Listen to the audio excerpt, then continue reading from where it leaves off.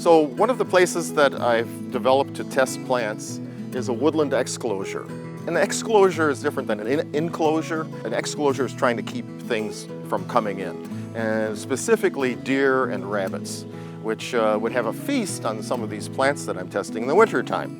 And so I've put up a fence through the woods made of chicken wire. So inside the exclosure are mostly evergreens. This is called a lizard tree from Japan, or Hyba arborvitae.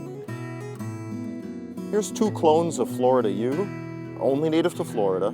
And as you can see, they're doing really well. They've been here for years.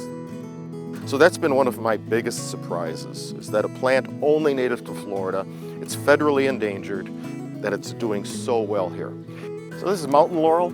It's just about to bloom. These are the flower buds. So mountain laurel is one of those plants in the heath family, like rhododendrons and blueberries, that needs our acidic soil. And it needs even better drainage, I found, than the rhododendrons. It's really fussy in that regard. Most people don't think they can grow mountain laurel this far north, but there are hardy forms of mountain laurel.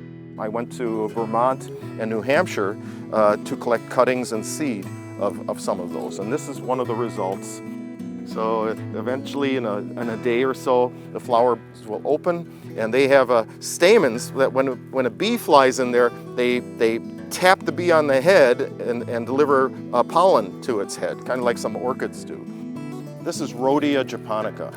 Rhododendron Japonica is basically an evergreen hosta, and it gets the foliage gets about that big and looks like a houseplant. Now that's not supposed to grow anywhere near here. It's zone 6, but we have the snow cover, and so a reliable snow cover here north of the detention zone just is a blessing for growing low-growing plants. You want to see one of the rarest plants in eastern North America? Why not? Why not do it while you're here? So here we have box huckleberry. It is one of the rarest plants in eastern North America, and I am just excited because this is the first time it's made fruit.